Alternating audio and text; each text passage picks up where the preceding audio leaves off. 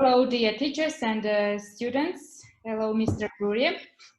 Let me introduce myself. My name is Gulzhaina Maratovna, and I'm a teacher of the Department of Pedagogy and Psychology. And today's open lesson is attended by the head of the Department of Pedagogy and Psychology, Professor Kosherbayeva Aigerim N, and Professor of Psychology Sangilbayev Ospan S, and second year students, and our distinguished guest professor from Indonesia, Mr. Bruri. And yes. You're welcome, Mr. Bruri. And our subject is called professional oriented English, and the focus of the discipline is to instill English language skills in a professional environment. Сәлеметсіздер ме, құрметті студенттер, профессор, оқытушылар, мистер Брури. Біз рұқсат болса өзімізді таныстырайын. Менің есімім Gulzhaina Маратқызы, сіздер білесіздер.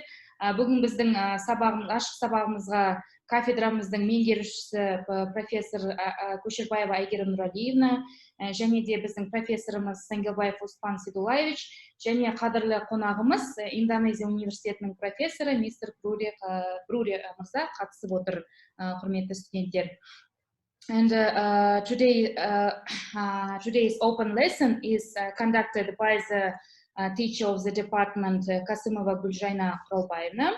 And the topic of the lesson is about online platforms and how to use. Yes, electronic materials can be used in the lesson. Бүгінгі біздің ашық сабағымызды кафедрамыздың оқытушысы Kassymova Gulzhaina K жүргізеді. Және сабақтың тақырыбы онлайн платформалар және электрондық материалдарды сабақта қалай қолдануға болатынын. Және біздің бірінші сабағымызды мистер Брури бастайды. Мистер Брури, you can. Okay, thank you. First of all, I just thanks to Mrs. Dean, Professor Aigerim, and then thank you for the time to join in this. I think it's good meeting with your student. In Indonesia, it's afternoon. It's about 15 p.m. or 3 p.m. And thank you join in here. I'm here from Zaina, that there are Professor Ospan, and then of course all of you, especially the moderator. Great greeting for myself to you, especially because you are good in English, and then for my student in dual degree program, Zaina Kassymova. And in the morning, Zaina told to me that can you give me a short lecture about online learning in my university. My university is Universitas Negeri Yogyakarta in my language, but we called it UNY. It's enough. And then the title of our presentation is about online learning in my campus. I want to join in this presentation. It's about, that online learning is one of the aspects of digitalization in all aspects. On all aspects, it means not only in education, but there are some aspects, for example, in industry, in bureaucracy, and everything that all almost using digitalization. And then we know that in education, it is not global education, but global in education. And then we have like a dual degree program, joint degree, like dual degree, like my campus, UNY and Abai University. We have a dual degree program in PhD, especially for education. And then we know that there are distant learning and etc. in close to the issue of global in education. And then we know that open science now is almost popular after pandemic era. There are open education, transfer credit, something like that, and then summer or short course.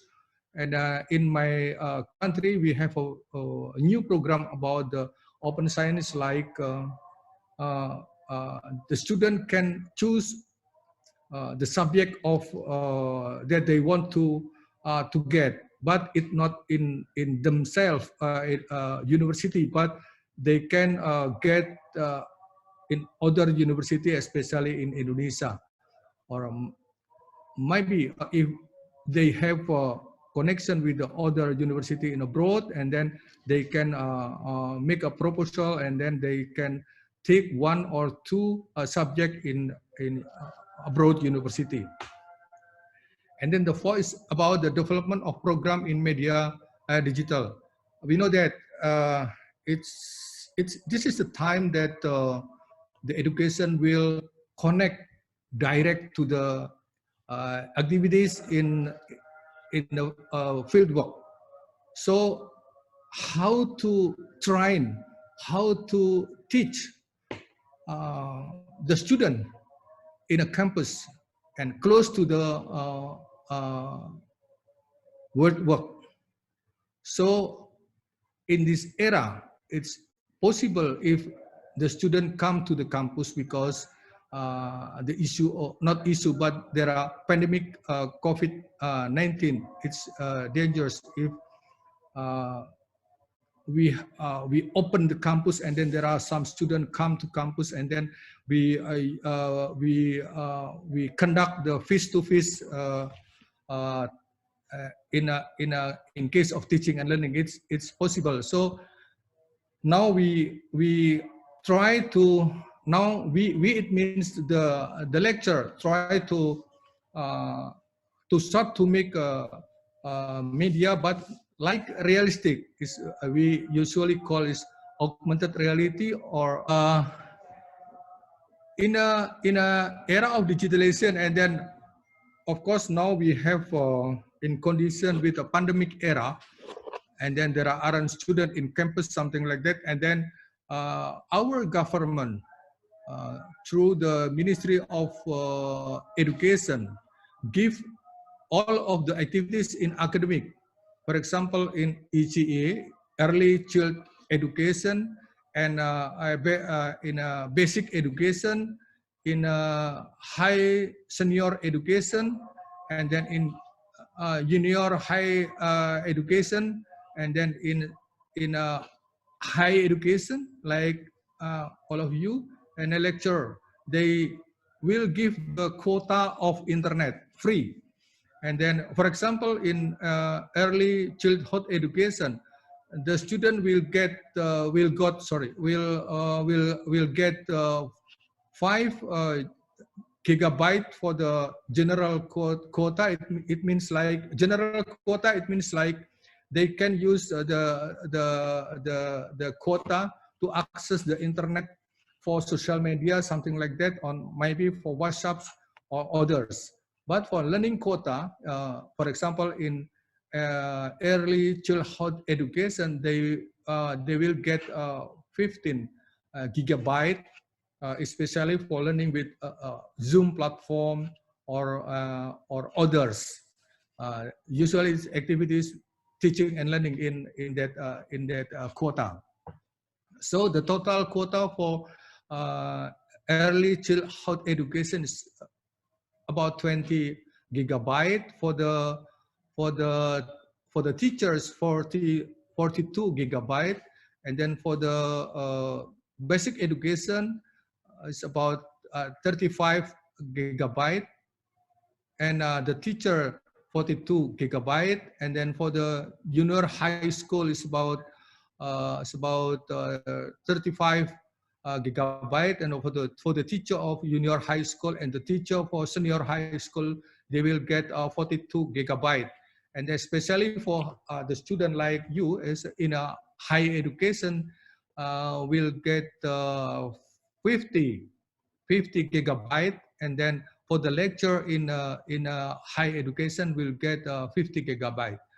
it's important to give the quota for using internet, because in Indonesia we usually quota in to access internet in everywhere. Okay, what about the online learning in my university, and why why?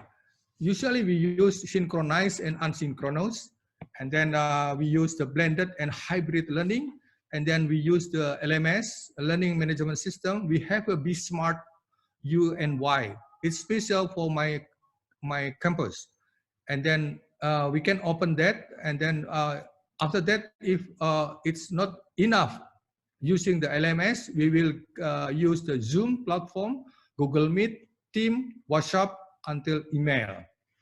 Of course, if there are some activities with other platform, usually the lecturer can choose free to use that. So this is the LMS. Open the LMS, Be Smart, and then the student and the lecturer will get the menu like that. And then there are some like a folder to open that, like a Faculty of Education, Faculty of Art and Language, Faculty of Mathematics, Faculty of Social Science, Faculty of Engineering, Faculty of Sports Science, Faculty of Economy, Faculty Program of Graduate School, Training, Evaluation Unit, and etc. There are a lot of stations that we want to use. It's up to them. And then, so for example, me as a lecturer, and then I have a performance like that. In here, sorry. Okay. Yeah. In here there are my name, and then this is my page, and then there are recently access course. There are some of subject that I have met, and then course overview, and then how to use this interaction between teacher and student. And then in here there are if I am as a lecturer, so I will log in, and then I will log in with this as a lecture, and then I have a page for me, and then for example I will open this course. Do you see this? And then there are material of learning, online learning in Be Smart. Do you see this symbol? And then if we want to make announcement, Zaina, do you know? Do you see the announcement? Yes, we see. Okay, so how to connect with the student, and then of course there are some subject, and then for example I will try to open mind mapping, learn how to learn, and then okay, and then I have this is the mind mapping of learn to learn. Okay, this is the PowerPoint of how to use that, and then this is the material of mind mapping. The student can open this, and then the lecturer can choose open this, and then if I want to make activities with the student, and then I will open this forum discussion. But if I want to see the tasks that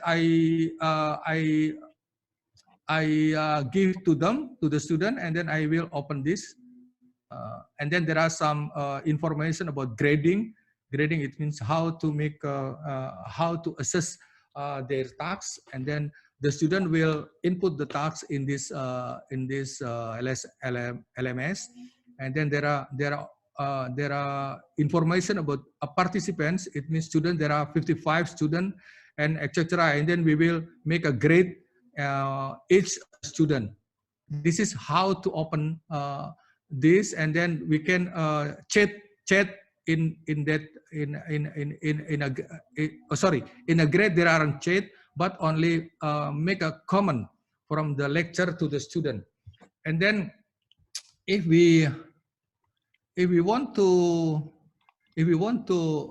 make like interaction between student and lecturer, and then we can open forum discussion like this. And then there are discussion about forum discussion about development of career in 21st era, something like that. And then in here we can make a interaction between student and lecturer. Actually, it's like unsynchronous, not synchronous. Even though there are synchronous, but in our experience, this is we have a lack about synchronous method, because Be Smart that I have in here is not good to synchronize. For example, if in the same time there are some lecture used together, for example, until 5 lecture use that LSM, so it's crowded. The system will sometimes shut down, something like that. So that's the problem that we use Be Smart in my university. So how to solve that problem? If we don't have time to use the Be Smart, because we have a lag in a Be Smart, so we use the Zoom platform. This is like this is the schedule of my Zoom platform. For example, in Monday we have subject this, and then in Tuesday we have a and then this information shared to the student in one semester. So this is the full online. And if we I will keep there. I don't want to present this, because this is like a research question that I have done about the student impact and learning impact in online, and then you can learn with this PowerPoint about what should have done. What have we done about this research, and then there are some result about the impact of online learning during the pandemic era that I have done with this research. And then there are conclusion, and of course we will discuss about the development of media learning in digital activities, especially in augmented reality and virtual reality based, because it's important for department that use teaching and learning, especially in workshop, in studio, or the lecture needs like activities in laboratorium, in mathematics, something like that. It's impossible, and then we use we develop the media learning in digital activities like augmented reality and virtual reality. For example, this augmented reality in construction in civil engineering, and then we can open this roof construction, and then bridge construction. You can open this. How to use the how to use the media of augmented reality. And then in a virtual, this is a difference between augmented reality and virtual reality, because in virtual reality is like we are as a student and use this virtual reality, will join with the reality in a media. But for the augmented reality, it means like media join with us. In virtual, we are as a user join with the media. It's as different. Бүгінгі темада біз тиімді онлайн платформалардың ерекшеліктері туралы айтамыз. Бірінші платформа Click Meeting. Click Meeting платформасы 2011 жылы Саймон Грабский қолданысқа ендірген тез және оңай қолданылатын платформа болып есептеледі. Компьютерлік кнопканы бірнеше рет басу арқылы сіз өзіңізге қажет виртуалды бөлмеңізді ашып, кең аудиторияға жақсы әсер қалдыру үшін қосымша элементтерді қолдана аласыз. Бұл платформаның ерекшелігі виртуалды әлемде автоматтандырылған семинарлар немесе вебинарлар өткізуге болады. Сонымен қатар YouTube және Facebook каналдарына тікелей эфирге шығуға болады. Бұл платформа көбінесе конференциялар өткізуге ыңғайлы. Мұнда қарасаңыздар, бұл платформаның ең ыңғайлысы, сіздердің егер уақыттарыңыз болмаса, болашақта мұғалім болған кезде, студенттермен сабақ өткізген кезде, алдын ала видеоға түсіріп, немесе материалдарды дайындап, автоматты түрде орнатып қоюға болады. Ал сіздер өздеріңіздің жұмыстарыңызды жасай бересіздер, ал сабақ өзімен өзі жүре береді. Бұл платформа сонысымен ерекшеленеді. Профессор Брури айтып кеткендей, Zoom платформасы бұл өте қарапайым, басқа платформалармен салыстырғанда. Бұл платформаның сыйымдылығы тек 500 адамға дейін ғана қатыса алады. Бұл платформа Click Meeting сияқты 2011 жылдан бастап қолданысқа енді. Бірақ 500 адам қатыстыру үшін ол ақша тұрады, ақша төлеу керек. Негізінде көп платформалардың бәрі ақша тұрады екен, соның ішінде мен ең тиімдісін таптым. Google Meet'те тегін сабақтар ұйымдастыруға болады екен.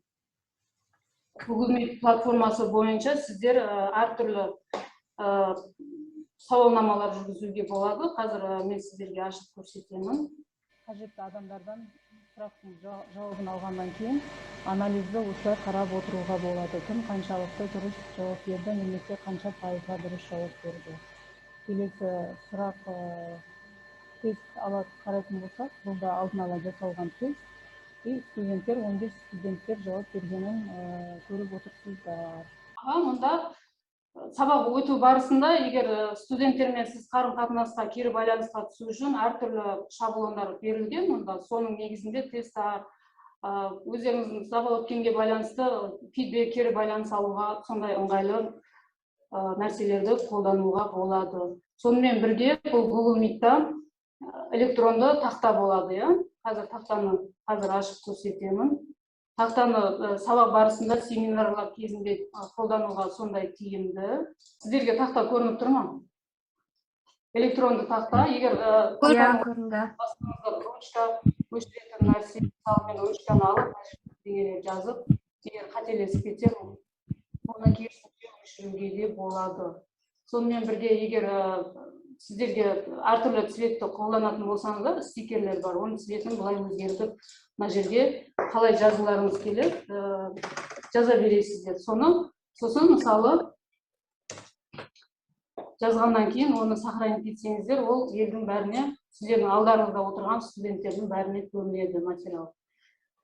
Оны мына жерде егер ұнамай қалса, оны сол моментте өзгерте аласыздар, немесе өшіріп тастауға да болады. Келесі осы 3 онлайн платформа бойынша мен сіздерге қазір өздеріңіз қолданып көру үшін Zoom программасы бойынша сіздерге чатқа салып жіберемін. Құрметті студенттер, қараңыздар, сіздерге мен ссылканы жібердім. Сіздерде пауза болады ғой, сол кезде сол ссылканы ашып, сіздер онлайн платформа 3 платформа бойынша сұрақтарға жауап берсеңіздер болады. Соны келесі сабақтың негізінде біз талқылаймыз. Не просто толклаев, кем это, Жайна, а вот именно давайте бір примерде көрейік, да, вот вы вышлите и студенттер қатысып, вот құндылығы осыда болады, чтобы кейін жаңа өздерінің сабақтарында өте тиімді болсын қолдану. Қараңыздар, пока басқа студенттер сұраққа, сауалнамаға жауап беріп, біз анализ жинақталғанша, мен сіздерге толығырақ беруге мүмкіндік беріңіздер. Бірінші, Click Meeting туралы айттық. Бұл платформаның ерекшелігін айттық. Қазір мен сіздерге сол платформаның өзіне кіріп көрсеткім келіп отыр. Сіздерге көрініп тұр ма Click Meeting? Бұл платформа Zoom сияқты ақылы. Бұл платформада барлық программалар бар. Платный ақылы түрде семинарларды жазып, оны ақылы түрде ұйымдастыруға да болады. Егер сіздер болашақта өздеріңіздің программаларыңызды ойлап тауып, оны жазып, өздеріңізге осы программаны тиімді қолдануға болады. Ақшаны бәрі кім жазылады, оның бәрін автоматты түрде банкке өзі автоматтан жиналып тұрады. Сондай бір айтишник программистер ойлап тапқан нәрсесі бар. Мысалы, автоматты вебинар туралы, мұнда вебинарды ұйымдастырып қоюға болады. Егер уақыттарыңыз басқа жақта болып қалсаңыздар, сабақ өзінен өзі жүре береді. Адамдарды кім кіріп жатыр, кім шығып жатыр, соның бәрін анықтап, анализ жасап отыруға болады бұл программа бойынша. Zoom платформасы бойынша меніңше сіздерге барлығы түсінікті деп ойлаймын, бірақ Zoom платформасы туралы бір ерекше қызық ақпарат бар. Соны көрсеткім келіп отыр. My name is Aigerim N. I'm the founder and CEO of Zoom Video Applications. I started a company in 2011. So prior to founding Zoom, I was at Cisco for several years. So I came to Cisco as part of the WebEx acquisition. Ultimately, I became VP engineer at WebEx. I spent a lot of time talking with the customers. Customers really unhappy about the WebEx experience, and I feel like it's time to build the next generation of WebEx. No matter which device you are using, like a mobile device, desktop, or conference rooms, you should make sure your video experience is perfect. To have that experience, you got to build something from scratch. When it comes to building a very scalable company, how to organize all the team members from all over the world to work together and make sure that improve the productivity is very important. So over the past several years, the company grew very rapidly. We have over 500,000 business customers. Not only do we build a technology or service, we also build an ecosystem. So meaning we can integrate with the CRM application, integrate with like Zendesk or Slack, also integrate with all other hardware solutions as well. So overall, we want to be very open, flexible integration with any other software, hardware, or business workflow applications. It's too hard, nobody's going to use that. That's why simplicity is number one important thing to drive the video conferencing usage. We are the user. Right? We got to make sure we love that solution. If your employees are not happy, guess what? We cannot deliver happiness to our customers. So that's why our culture is focused on delivering happiness to each other. Deliver happiness to our customers. Окей, бұл видеода Zoom-ды ойлап тапқан адам Zoom туралы өзінің жетістікке жеткенін айтып жатыр. Алғашқыда бұл компания басқа компаниямен біріккен, бірақ 2011 жылдан бастап ол жеке компанияға айналғанын айтты. Zoom-ды 40 минутқа дейін тегін және 40 минуттан жоғары болса, ол ақылы екенін бәріміз білеміз. Келесі Google Meet программасы бойынша Google Meet платформасы басқа платформалармен салыстырғанда бұл өте тиімді, және бұл Google платформаға тек адам, сіз кіммен бөлістіңіз, сол адам ғана кіре алады. Кез келген адам кіріп шыға алмайды. Мысалы, Zoom-да сіз ссылка бердіңіз, кез келген адам кіре береді. Ал платформа сіз оған контроль жасай аласыз. Сіздерге жіберген ссылка бойынша қазір ақпаратты тексеріп көрейік. Сіздер қалай сол платформаны қаншалықты қазір қолдана алдыңыздар. 6-7 адам жауап берді. Көрінді ме сіздерге? Егер мұнда сұрақ дегенге қарасаңыздар және жауап дегенге қарасаңыздар, қанша студент қаншалықты жауап берді, қандай дәрежеде, кім жауап бергені мұнда түсіп тұрады автоматты түрде. Және сол жауап берген кісілердің имейлі, оларға кері байланыс жазуларыңыз келсе, сразу осылай қолданып жаза бересіздер.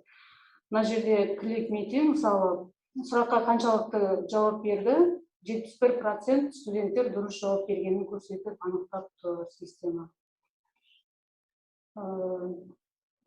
Бұл осы Google Meet-тің осы платформасын қолдану өте тиімді.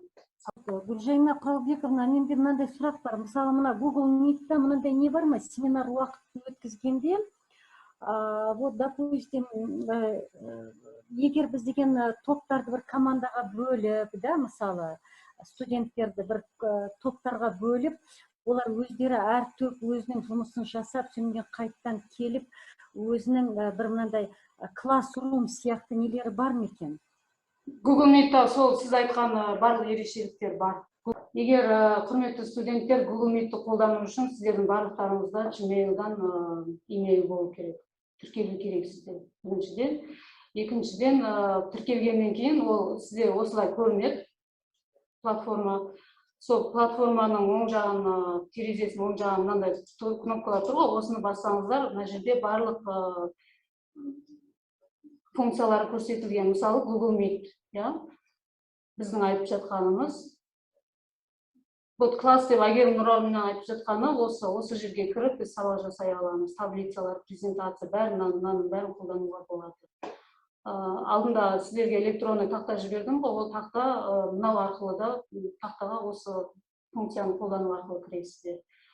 Google Meet'қа кіру үшін қазір сіздердің барлықтарыңызда тіркеліп кіру керексіздер. Егер электронный почталарыңыз болса, осылай кіресіздер да. Қазір ашылады.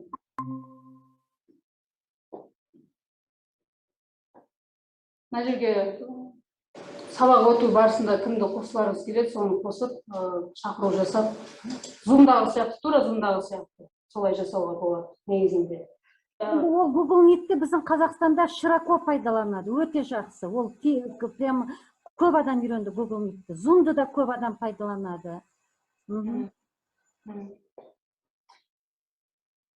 Келесі платформа ол Demio басқа платформалар сияқты ол да ақылы, басқа платформалар сияқты бұлда да барлық функциялар бар. Алдында клик митинг сияқты жасалады. Просто бір-бірінен айырмашылығы бұл жерде Aigerim N және құрметті студенттер. Оның қолданыстағы ақшасына байланысты. Сондай платформалардың келесі түрі Webinar Ninja және Webinar Jam. Бұлардың бір-бірінен айырмашылығы. Гулзhaina K, егер біз мысалы Zoom'да хотя бы шектелген бір 40 минут біз деген пайдаланамыз қой, да? Мына жерде ол жоқ, да, ондай получается? Мұнда шектеу жоқ, барлық платформалар ақылы болғандықтан алғашқы бірден кіргенде бұларға бірден не қыласың, да? Енді Zoom'да біз деген 40 минутқа төлемейміз қой. Мына жерлерде сразу төлеу керек. Солай ғой, да? Сразу төлеу керек, өйткені басқа платформалардың бәрін қарадым. Бұдан да қымбат платформалар бар. Мен ең арзандарын таңдадым. $35-40 басталатын платформалар сабақ барысында қолдануға болады. Егер қазір студенттерге біз 5 минут уақыт берсек, құрметті студенттер, сіздер осы платформалар туралы қандай ақпарат білесіздер? Click Meeting, Zoom, Google Meet, Demio, Webinar Ninja, Webinar Jam. Сіздер сабақ барысында қолданасыздар ма? Қазір апай біз негізі тек қана Zoom'ды қолданып жатырмыз, бірақ практика өту барысында оқушылардың жағдайына байланысты Google Meet платформасын қолданып жатырмыз. Практика өту барысында, ал универ жүйесі бойынша Zoom'ды қолданамыз. Рахмет. Сіздер осы платформалар туралы кішкене болса да ақпарат білесіздер ғой, Я қалай қолдану керек, қандай ақпарат біледі? оны создавать ету керек. Тіркелу керек, регистрация жасау керек ең алғашқыда қолдану үшін. Жаңа Triyono мырза қандай платформаны айтты, мен жөнді кіре алмадым сол жерге, меня все время выбивало.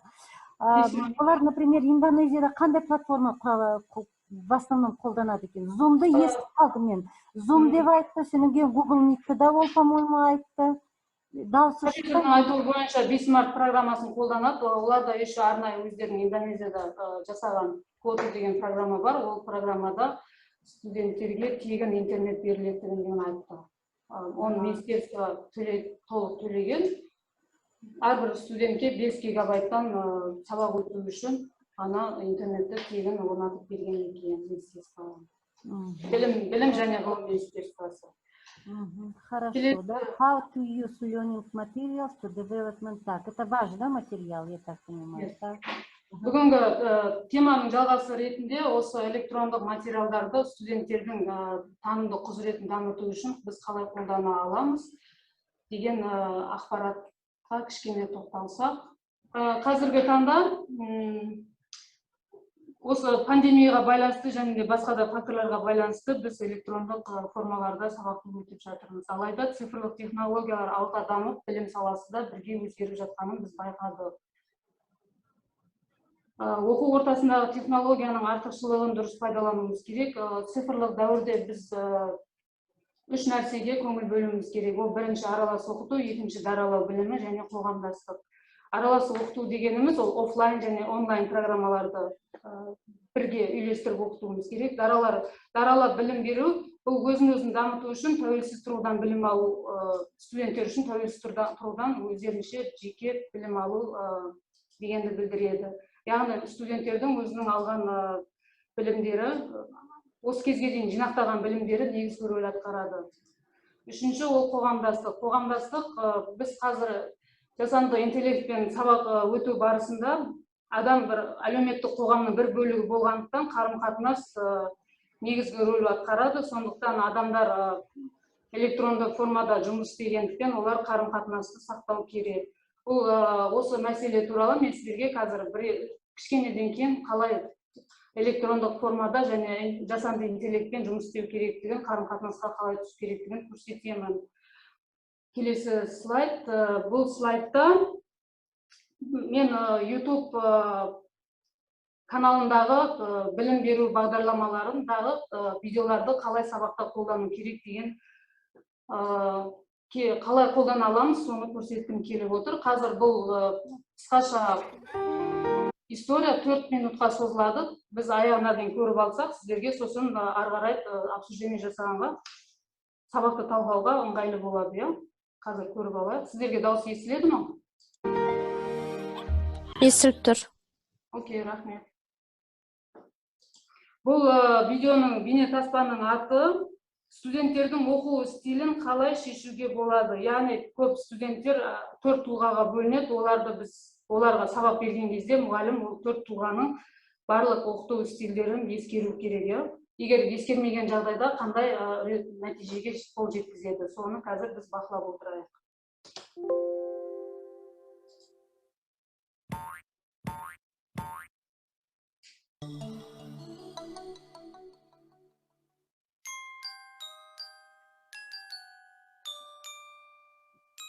Once upon a time, forest animals gathered in plenary session and decided to create a school in the forest. The project was voted for and approved unanimously. As you might know, there is always someone who has a lot of questions. We are talking about the squirrel. What will be taught? And what will be the most important thing to learn? Disquisitions, coughs, papers flying everywhere. And finally, it was heard. We should consider it vital to fly. It can be easily guessed that the one who spoke was the golden eagle. Right away, shyly, other voices began to be heard. And swim. And run. And jump. And dig burrows. As you might have guessed, at the meeting, there was a fish, a hare, a kangaroo, and a mole. A detailed action plan was made. Holidays were decided. Teachers were chosen. Posts were assigned. Salaries were fixed. And they established that all students must take all courses. Such was their importance. Although the hare got the best performance in running, flying led him to an impressive crash. He was willful, so he tried again. And again. And again, until he fractured his spine. Imagine, my friends, the suffering of the fish digging, of the hippo flying, or the rhino climbing, or the mole singing, and of the ostrich diving. The original joy was disappearing. The number of students was decreasing. The parrot spoke, expressing everyone's feelings. I came knowing to fly, and now I don't even have time to practice it. I haven't learned anything. Yes, I learned that I'm not able to swim, or run, or jump, or dig, or... There was a party at the end of the course. Diploma of Honor, Distinguished Student. Special mention to Coco, the chicken, who was not able to swim, or dig, or run, or jump. She did not even fly very well, but she was mediocre and did everything just as bad. The cloister thrilled. Everyone had gone through all the exams, and although 87% had failed, the reasons were clear. It was due to lack of education, poor concentration, lack of motivation, irresponsibility, immaturity, emotional problems, and many serious family conflicts. You know. The school never re-registered any students. Сабақ барысында осындай бейне таспаларды қолдануға болады. Бірақ мұндай бейне таспаларды біз студенттерге жай беріп, оны тапсырмаларды проблемалық негіздеуіміз керек. Яғни студенттер проблемалық оқытуға негізделіп жұмыс жасаса, олардың танымдық құзыреттері жақсы дамиды. Яғни олар ойланады, жазуды үйренеді, ақпаратты іздеуді, оны талдауды, оған нәтиже шығаруды, сонымен қатар сауалнама алу, интервью алу деген сияқты іс-әрекеттермен айналысады. Мысалы, осы видеоның негізінде біз студенттерден мынандай сұрақтар қойсақ болады. Ирина Құралбековна, давайте мынаны студенттер өзі, давайте мы так сделаем, чтобы не просто. Вот мына студенттер мына сұрақтарға жауап берсін. Олар көрді ғой, мысалы, бұл видеоны? Көрді. Қазақша жауап бере берсе бола ма? Ладно, бола береді, бірақ ағылшынша оқыңызшы, и постарайтесь кішкене ағылшынша. Çünkü әр неде вокабулярды айтайықшы, мысалы, вот какой, например, вокабуляр, вот какие ключевые слова. Жалпы бұл көрсетілген видеода не туралы және де қандай әңгіме, не туралы әңгіме қозғалды деген кезде, жерде бұл бейнероликте негізі бір орманда өмір сүретін отбасы ретінде жан-жануарлар туралы айтылған және де көрсетілген. Және де олардың мекен ету не байланысты туралы баяндалған болатын. Яғни суда жүзетін, жерде жүретін, және де ауада ұшып жүретін жануарлар туралы. Және де олардың білім алу туралы көрсетілген. Осы 4 сұрақты мен қазір чатқа жібердім, сол жерден алып ашып қарасаңыздар болады. Мен қазір сіздерге осы видеоға байланысты сұрақ жауап жіберемін, сонымен жауап берсеңіздер де болады. Сіздерге көрініп тұр ма? Мұнда ашылған кезде. Сапасы жағынан кішкене көрініп тұр, бірақ онша емес. Мен сіздерге ссылкасын жіберемін. Мен сіздерге ссылка жібердім, сол жерден ссылканы ашып қарасаңыздар, осы видеоға байланысты тапсырмаға шығасыздар. Сіздер сұраққа жауап жинап, біз демонстрацияны жалғастыра берейік, сіздер сұраққа жауап бергенше.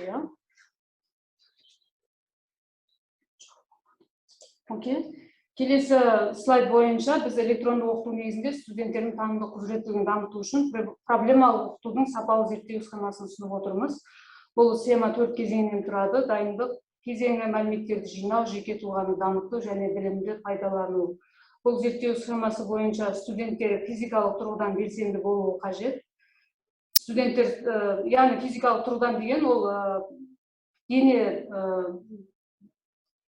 дене жаттығулармен айналысу қажет, танымдық құзыретті дамыту үшін. Сонда ғана ол студенттерде стресс болмайды. Проблемалық оқыту нәтижесін көрсету үшін студенттер кез келген форманы қолдана алады. Соның ішінде мақалалар жариялайды, рөлдік ойындар, пікірталас, дөңгелек стол ұйымдастырады және тағы басқа формаларды пайдаланып тапсырманы орындап шығады. Студенттер сонымен қатар проблемалық оқыту әдісі дұрыс қолданылған жағдайда жоспарлау, әрекет ету, бақылау және ойлау мүмкіндігіне ие болады. Келесі танымдық құзыретті дамыту үшін біз студенттер стресске кірмеу үшін бірнеше материалдар жинадық. Сауалнама негізінде алынған 100% студенттердің 80%-дан астамы стресске ұшырағанын айтады. Сондықтан, егер мен осы материалды сіздерге кейін беремін, ссылканы бассаңыздар, сабақ барысында қандай жаттығуларды қолдануға болатыны туралы ақпараттар алынған, оның өздеріңіз қарап аласыздар. Келесіде Біз жасанды интеллект бойынша шынайы адамдар жасанды интеллектпен қалай қарым-қатынасқа түсу керектігін көрсеткім келіп жатыр. Бұл бойынша бірнеше программаны таңдадық. Қазір мен сіздерге көрсетемін программаға шығып. Бұл жасанды интеллект мектебі, бұл программа бойынша бұл академиялық ағылшын тілін үйрету арқылы басқа пәнді үйренуге болады. Мысалы ретінде қарайтын болсақ, сіздер тілді тәжірибеге түспесеңіздер, практикада қолданбасаңыздар, оны үйрене алмайсыздар. Бұл программаны сіздерге стресс ретінде қолданып, бос уақыттарыңызда тілдік қабілетті дамытуға болады.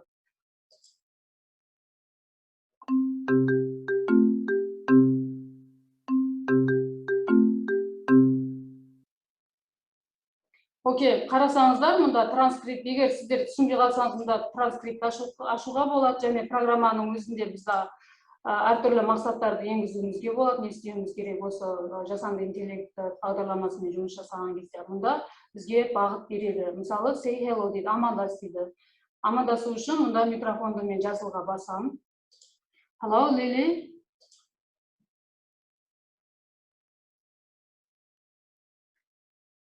Hi, this is Lily. Окей, келесі сұрақты Әсем сен сұрап көр. Оған оның жағдайы қандай екенін сен сұра дейді. Мен басам, сен баста. Баста. Hello, Lily. How are you? I'm great. How are you? Окей, келесі сұрақ кім айтады? Мен басам, сразу жауап береміз, я? Сіздің жағдайыңыз қалай дейді? How are you? Мұны қарасаңызда транскриптта. How are you дейді. Окей. Баса беріңіз, апай. I am fine.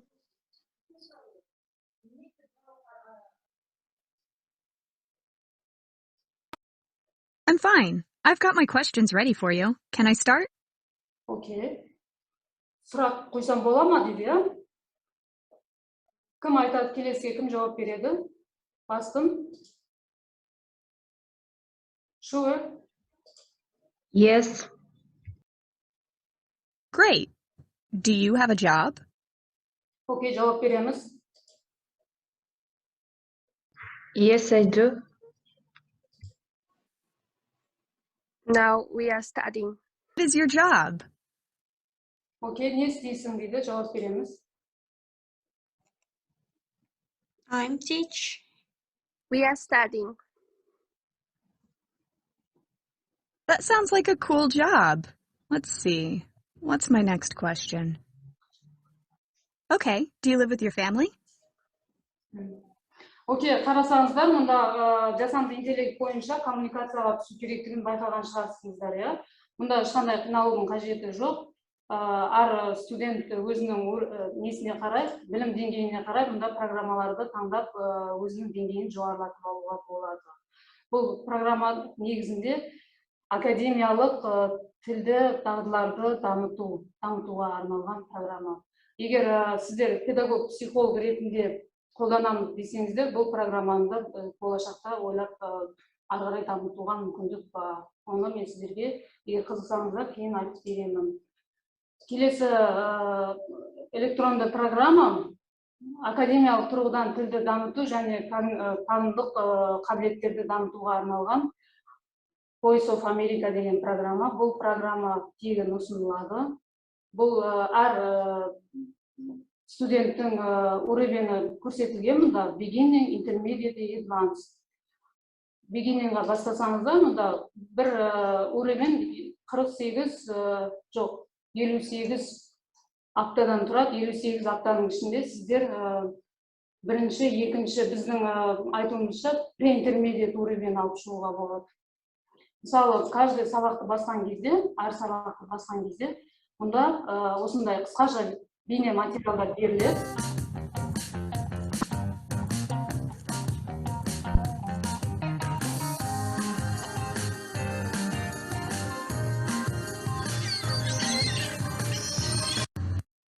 Жайна Құралбековна, Может быть, давайте мы вот эти вот таких моментов, я думаю, что студенты бәрі біледі, өйткені бұлар өте көп қана интернеттен. Пусть өздері жаңағы бір класс румдарға пусть давайте біз кіргізейік, потом 5 минут оларға не берейік, уақыт берейік. Сонымен қайттан кіріп, уже әр топтың бір лидері ма, жоқ болмаса бір топтан бір адам өздерінің ойын ағылшын тілде өте қысқаша бүгінгі сабақ туралы айтса. Давайте сондай жасайық уже. То есть reflection моменттер болады ғой, reflection. Жайна апай, Айжан апай, сіздерге бүгінгі халықаралық дәрежеде өткен тәжірибе алмасу семинарыңыз үшін көп рахмет айтамыз. Бүгінгі семинардан IT технологиялар және тілдік мақсаттарға байланысты өте көп тәжірибе алдық, мәлімет алдық, және де осылардың барлығын болашақта қолданамыз және де жетік меңгереміз деп айта аламын. Сіздердің еңбектеріңізге көп рахмет. Қазіргі елдегі жағдайға байланысты қашықтықтан оқыту өте актуалды тақырып болып саналады. Сондықтан да қазіргі біздің мамандығымыз педагог-психолог болғаннан кейін өте керекті ақпараттар болды. Яғни Zoom платформасы, Google Meet қалай қолданыста болады, және де оны қалай дұрыстап қолдану керек, біз білмейтін де функциялармен таныстық. Солар үшін сіздерге рахмет айтамыз. Өте жақсы ақпарат алынды. Жайна апай, бүгінгі сабақ өте жақсы және де жоғары деңгейде өтті. Көптеген біз платформаларда білдік, Click Meeting'ді, Google Meet'ті, Zoom'ды, сонымен қатар осы программалармен қандай жұмыс жасауға болады, олардың артықшылықтары, кемшіліктері. Жалпы біз болашақ мұғалім маман ретінде болғандықтан бұл программалар бізге өте маңызды. Дәл қазіргі жағдай, қазіргі ситуацияны алатын болсақ, көп рахмет сіздерге. Жайна апай, сіздерге бүгінгі сабаққа өте жақсы өтті деңгейде. Сіздерге көп рахмет. Бүгін көптеген мәліметтерді алдық. Қазіргі таңда қашықтан оқуға байланысты қалай сабақ жүргізу керек, қандай платформалармен сабақ жүргізу керек екендігін түсіндіргендеріңізге, таныстырғандарыңызға көп рахмет. Мен өзім Google Meet, Zoom, жәндегі Jumbo тақтасын қолдандық. Жаңа біз Google формада тест алдыңыздар. Сол Google формасы арқылы балалардан тест алып, оның жауабын қай жерден көру керек, барлығы түсінікті болды. Сіздерге көп рахмет. Тереңірек, көбірек мәлімет алдық біз. Бүгін құнды сабақ болды. Сіздерге көп рахмет. Жайна құралбайынан болашақта қыздармен енді ғана бастадық қой ағылшын тілінде сабақты. Кейінірек кішкене ағылшын тілдерін жақсырақ дамытып, өздерінің ойларын ағылшын тілінде айталады деген сенімдемін. Қыздар, құрметті студенттер, сіздерге қатысқандарыңыз үшін көп рахмет. Келесі кезек Ospan S, профессор Sangilbayev мырзаға беріледі. Құрметті студенттер, құрметті бүгінгі сабаққа қатысушы біздің әріптесіміз профессор Triyono. Мынау Gulzhaina K елеуник білім беру жүйесі негізінде студенттердің танымдық құзыретін қалыптастыру диссертациялық жұмысының эмпирикалық бөліміне қатысты бүгін қорытынды сабақтың бірі өтті деп ойлап отырмын мен. Соған байланысты қандай пікір айтуға болады? Қазір бәрімізге жақсы белгілі, жалпы бір-бірімізбен қарым-қатынас жасауда және әрқайсымыздың танымдық іс-әрекетіміздің байланысы тығыз жан-жақты болуға қатысты бірнеше платформалар қолданып атқанымыз бәріңізге белгілі. Жаңа Gulzhaina K мен Triyono өте терең жан-жақты осы сабақта пайдаланатын платформалардың талдап кетті, бірақ ең тиімдісі солардың ішінде менің өзім практикама жүйенетін болсам, осы Google Meet бағдарламасы, платформасы. Себебі бұл платформада біз сіздермен, студенттермен, магистранттармен, докторанттармен тығыз қарым-қатынас жасай отырып, және уақытты шектелмейтін. Маған сол жағы көбірек ұнайды. Өйткені әрқайсымызда уақыт шектелген кезде қалып кеткен пікірлерімізді кері байланыс арқылы толық түсіндіру өте қиын мәселенің бірі болып есептеледі. Сондықтан Google Meet, мысалы, менің өзімнің жұмысымда өте қолайлы платформа болып есептеледі. Әрине, бұл платформалардың бәрі төлемақымен жасалатын платформалар. Бірақ әр университет, әр ұйым өзінің мүмкіндіктерін есептей отырып, қаржыландырған жағдайда кез келген платформа өзін ақтауы мүмкін. Өкінішке орай, кейбір ұйымдар мен кейбір оқу орындары қаржылық жағынан үнемдеуге әрекеттенеді, платформаға толық қаржыландырмайды, соған байланысты көптеген мәселелер туындап отырады. Сонымен, құрметті студенттер, бүгінгі алған мәліметтеріңіз, жаңа өздеріңіз айтып кеттіңіздер, менің ойымша, осылардың арасынан тиімді платформалар пайдаланасыздар, бірақ ең негізгі мәселе Gulzhaina K-ның өткізіп жүрген сабақтарындағы қай платформа тиімді екенін қазір көрініп те қалды бір жағынан. Мен ойлаймын, жалпы арақашықтан оқыту процесінде білімді дамыту, білімді белгілі бағдарламалық деңгейде қалыптастыру бұл өте күрделі мәселенің бірі. Осы күрделі мәселенің бірін шешуге арналған осы Gulzhaina K қызының несі зерттеу жұмысы менің ойымша біраз бәрімізге де пайда келтіреді деп ойлаймын. Рахмет. Gulzhaina K, рахмет сізге. Бүгін менің студенттермен осындай ойлаймын, енді студенттеріме де енді болашақта айтып отырмын ғой, қыздарға жақсылап тұрып ағылшын тілін үйренейік, қазір қолға алдық, кішкене деңгейлерін көтеріп, келесі сабақта, келесі осы сізбен кездескенде ағылшын тілінде сұраққа жауап беруге, ағылшын тілінде өз ойларын жеткізуге тырысады деп ойлаймын болашақта. Қыздар, сіздерге де рахмет. Gulzhaina K, Ospan S, Aigerim N, жаңағы Брури мырза, сіздің ары қарай алып отқан осы жұмысыңыз сәтті болып, өзіңіздің диссертациялық жұмысыңызды өте жоғары деңгейде қорғап шығуыңызға тілектеспін. Рахмет сізге. Рахмет сіздерге. Рахмет. Уақыттарыңызды бөліп қатысқандарыңыз үшін рахмет. Жақсы, сау болыңыздар. Сау болыңыздар. Сау болыңыздар, сақтаныңыздар.